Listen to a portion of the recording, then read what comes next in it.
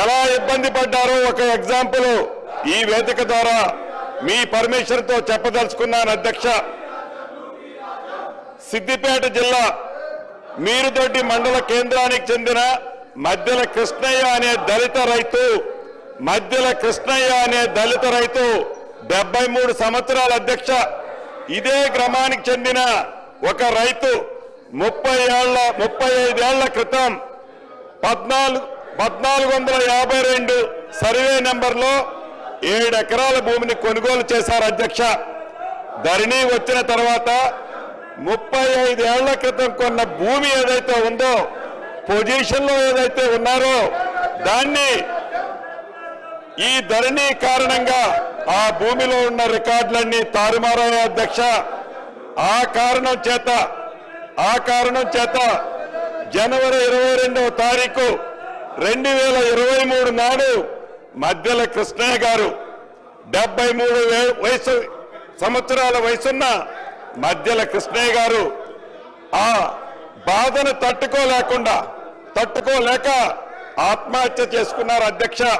ఇది అంటే ఇటువంటి కృష్ణయ్య గారు లాంటి వాళ్ళు కొన్ని వేల మంది బాధితులు ఈ చట్టం ద్వారా, నాటి చట్టం ద్వారా ప్రత్యక్షంగా నష్టం కలిగింది అని తమరికి ఈ వేదిక ద్వారా తెలియజేస్తున్నాను అధ్యక్ష. మనం చిన్నప్పుడు చదువుకున్నాం.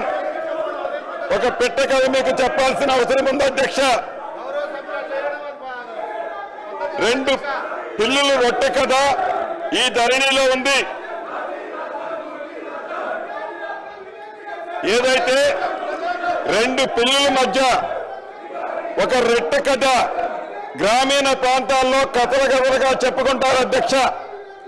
ఆ కథ ఏంటంటే, ఒక రొట్టె ముక్క, 2 రొట్టె ముక్కలు ఉంటాయి అధ్యక్ష. ఆ రొట్టె ముక్కలో ఒక పిల్లి ఆ సైజ్ ఎక్కువ ఉందని, ఇంకొక పిల్లి ఈ సైజ్ ఎక్కువ ఉందని కోతి పంచాయతీ చేస్తుంది అధ్యక్ష. చివరికి 2 పిల్లుల్ని కాదని ఆ 2 రొట్టె ముక్కలని ఆ కథలో కోతి తిన్నట్లే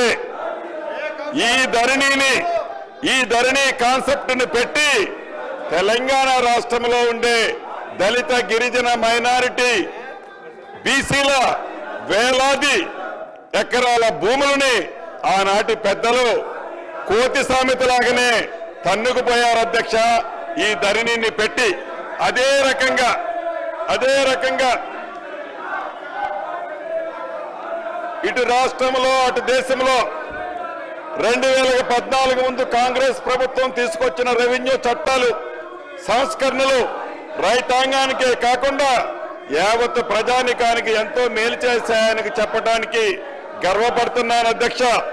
అదే నిబద్ధత, అదే ఆశ, అదే ఆశయాలతో ప్రతిష్టాత్మకంగా ప్రవేశపెట్టిన ఈ భూభారతి 2024 రెవెన్యూ చట్టం నిజమైన ప్రజల చట్టం. అక్షరాల భూమి ఉన్న ప్రతి ఒక్కరికి ఇది చుట్టం అధ్యక్ష. అంతేకాదు, దేశ చరిత్రని సరికొత్త సంస్కరణలతో లిఖించిన 3 వ్యక్తుల గురించి ఇక్కడ చెప్పుకోవాలి అధ్యక్ష. అదృష్టవశాత్తు ఈ సంస్కరణలన్నీ చేసింది తెలంగాణ బిడ్డలే కావటం మరొక విశేషం. భూ కమతాల పరిమితి చట్టం తెచ్చిన నాటి ముఖ్యమంత్రి, తెలుగు ప్రధాని శ్రీ పివి నరసింహారావు గారు కౌలు రైతులకు మేలు చేసే విధంగా కౌలు రక్షిత చట్టం తీసుకొచ్చిన నాటి ముఖ్యమంత్రి శ్రీ బూర్గుల రామకృష్ణారావు గారు, అదే విధంగా జాగీర్ల రద్దుతో కీలకంగా వ్యవహరించిన మాజీ ఉప ముఖ్యమంత్రి కొండ రెడ్డి గారు